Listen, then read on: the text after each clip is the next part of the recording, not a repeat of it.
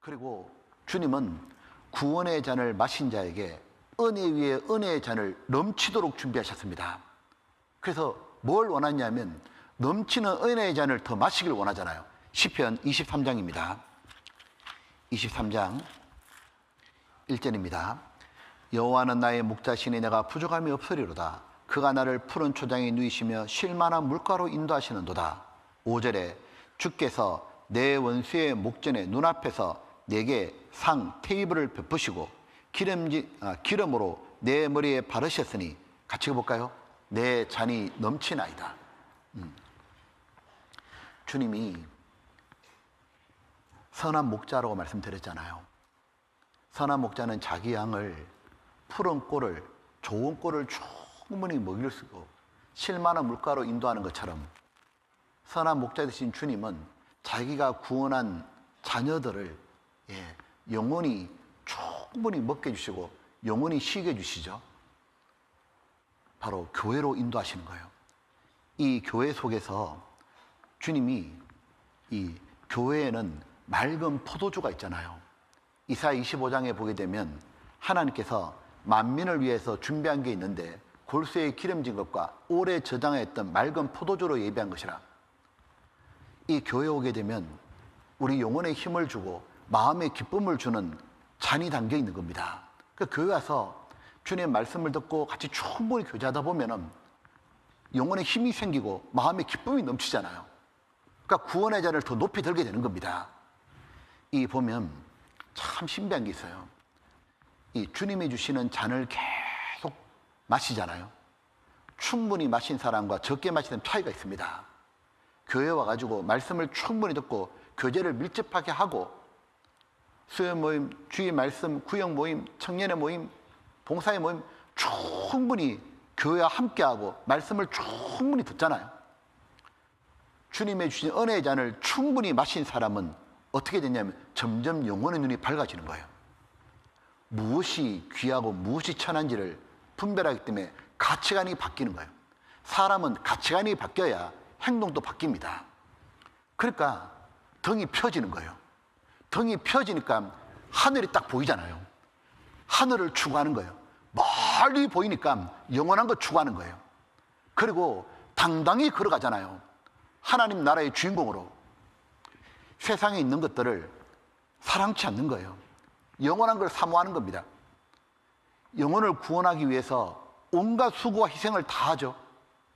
하나님 나라에 정말 주인공으로 당당히 걸어가잖아요. 누가복음 13장에 보게 되면 18년 동안 귀신 들려가지고 허리가 꼬부라진 여인을 예수님이 허리를 펴준 적이 있잖아요. 18년 동안 허리가 꼬부라졌으니까 하늘을 한 번도 못 쳐다본 거예요. 그러니까 하늘 것을 추구할 수가 없어요. 이 여인을 주님이 가셔가지고 고쳐주자마자 바로 허리를 딱 펴고 하나님께 영광을 돌렸잖아요.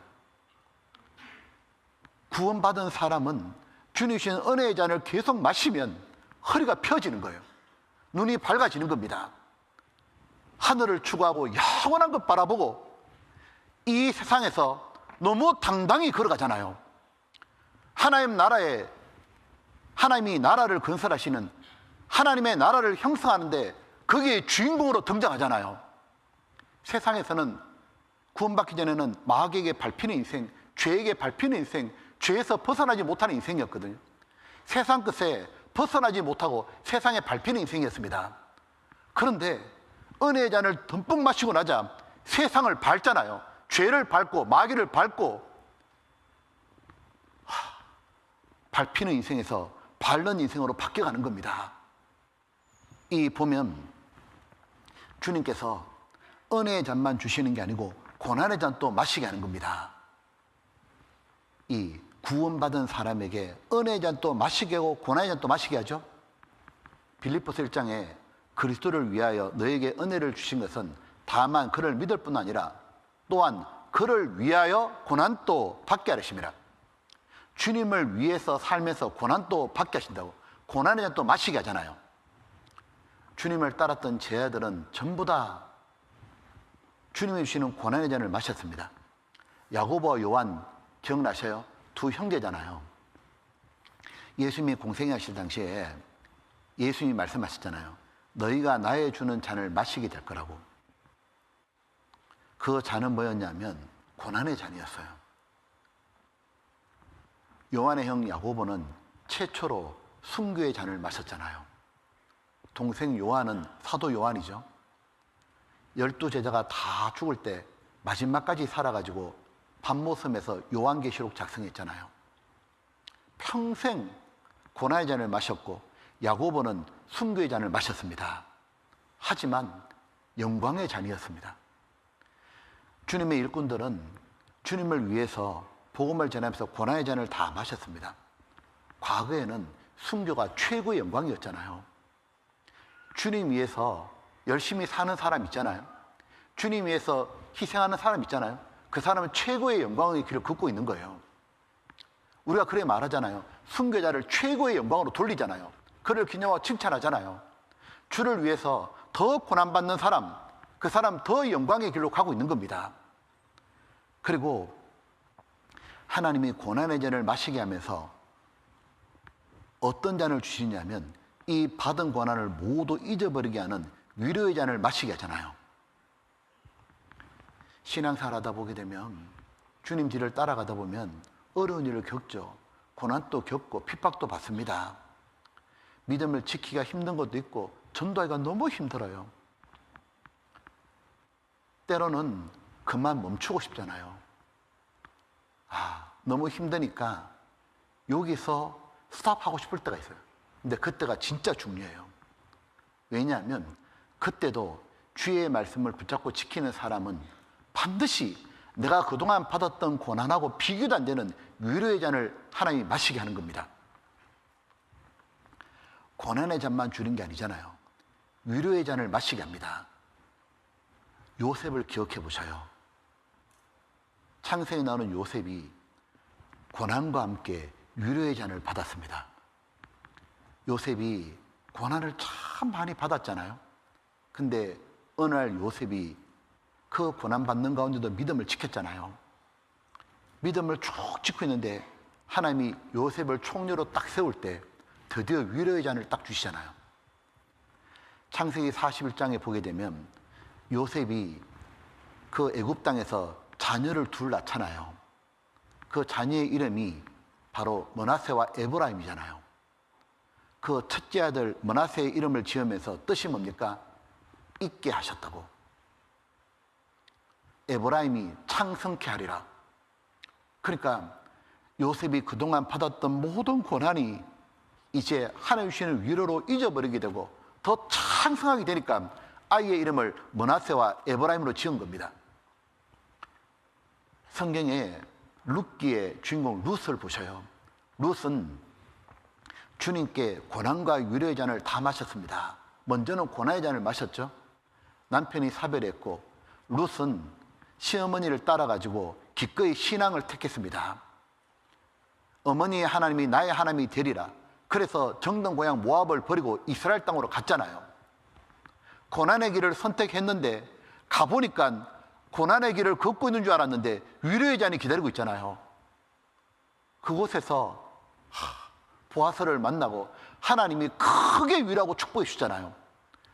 바로 룻의 자손의 다윗이고 그 자손이 바로 예수님이 오셨잖아요. 룻의 이름은 하늘에 기록됐잖아요. 에스더를 보셔요. 에스더도 주님께 고난과 위로의 잔을 다 받았습니다. 먼저는 고난의 잔을 받았잖아요. 자기 민족이 모두 하만에 의해 가지고 멸절된다는 절대절명의 위기, 고난이 왔을 때 그때가 중요했잖아요. 에스더가 자기 몸 하나 지키려고 외면했다면 성경에 에스더는 없습니다. 위로의 잔을 못 마시는 겁니다. 그때 에스더가 믿음을 딱 지키고 믿음으로 행하잖아요. 죽으면 죽으리다. 내가 이렇게 만약에 내 이스라엘 백성을 구원하려고, 유대인 구원하려고 왕 앞에 나갔다가 죽으면 내가 죽을 거다. 이 길을 걷다가 죽어도 좋다. 그 마음으로 그 길을 딱 걸어가니까 하나님이 위로를 준비했잖아요. 에스더로 말미암아 완전히 상황이 바뀌잖아요. 에스더가 9장까지 있잖아요. 전반부가 모두 위기 고난이었죠. 4장에 죽으면 죽으리다. 그 이후 5장부터 끝까지 뭡니까? 축복으로 바뀌는 거예요. 즉 위기는 기회였던 거예요. 고난은 위로의 잔을 마실 수 있는 절대 기회입니다. 어떤 상황에도, 어떤 고난과 핍박에도 죽더라도 주님 곁에서 죽겠다는 마음을 딱 가지잖아요. 그러면 주님이 뭐냐면 조금만 지나보라고, 조금만 지나보라고, 위로의 잔을 내가 가지고 있다고. 고린도후서 1장입니다. 1장 여기 보면 3절, 찬송하리로다. 그는 우리 주 예수 그리스도의 하나님이시여 자비의 아버지시여 모든 위로의 하나님이시며 우리의 모든 환난 중에서 우리를 위로하사, 어떤 위로냐? 우리로 하여금 하나님께 받는 위로로서 모든 환난 중에 있는 자들을 영이 위로하게 하시는 이로다. 그리스도의 고난이 우리에게 넘친 것 같이, 잔이 넘치는 것처럼 우리의 위로도 그리스도로 말미암아 넘치는도다. 8절, 형제들아 우리가 아시아에서 당한 환난을 내가 알지 못하기를 원치 않으니 힘이 지나도록 심한 고생을 받아 살 소망까지 끊어지고, 그 순간에도 9절, 우리 마음에 사형 선고를 받은 줄 알았으니 이는 우리로 자기를 의뢰하지 말고 오직 죽은 자를 다시 살리시는 하나님만 의뢰하게 하심이라. 어떤 순간에도 나는 하나님이 반드시 나 위로해 주실 거야. 로마서 15장을 보게 되면 이런 표현 보셨죠? 인내와 안위의 하나님께서, 하나님은 먼저 내게 인내케 하시는 하나님입니다. 고난을 주시고 인내하도록 만들잖아요. 그러면 인내하고 있으면, 조금 있으면 안위의 하나님으로 다가오셔요. 고난을 주신 하나님은 조금만 있으면 안위의 하나님, 위로의 하나님으로 오시는 거잖아요.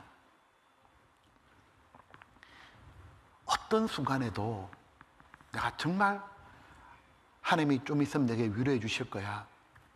그 위로를 기다리고 믿음으로 하나님의 말씀에 순종하는 사람은 반드시 위로의 하나님을 만나게 되고, 그 위로의 하나님을 만나는 사람은 하나님의 일꾼이 되는 거예요.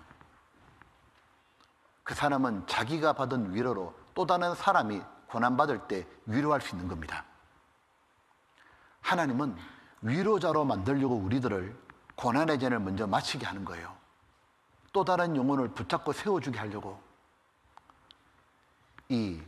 설령 내가 죄를 지어가지고 하나님과 멀어졌다 하더라도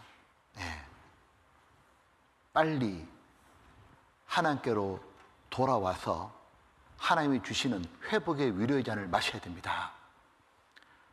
하나님은 구원받은 사람이 죄를 지었다 해서 영원히 버리는 게 아니잖아요.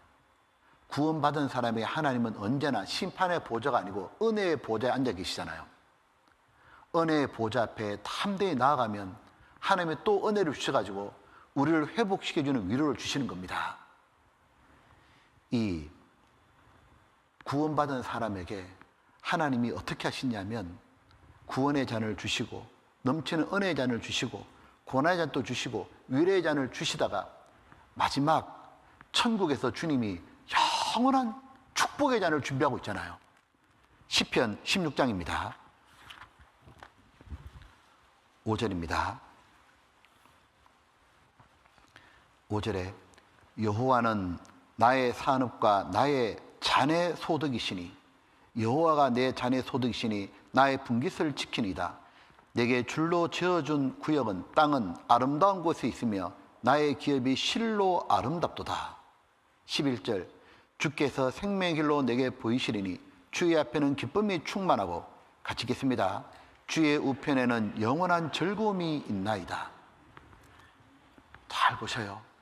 마귀는 인간 잘 되는 꼴을 못 보잖아요. 그래서 마귀는 거짓 잔을 만들어 가지고 계속 마셔서 마귀처럼 살게 만들었다가 나중에 지옥잔 또 마시게 하는 겁니다. 하나님은 우리를 사랑하셔서 구원의 잔을 준비하시고 진리의 잔을 준비하셨죠. 성경이었습니다. 성경을 마시게 하고 구원의 잔을 마시게 하고 은혜의 잔을 마시게 하고, 주를 따라가는 가운데 고난의 잔도 마시지만 고난보다 더 큰 위로의 잔을 마시게 하고, 그리고 주님을 닮게 살게 만들다가 천국 갔을 때 주님을 따라 살았던 모든 것에 대해서 영원한 보상, 바로 축복의 잔을 주시는 겁니다.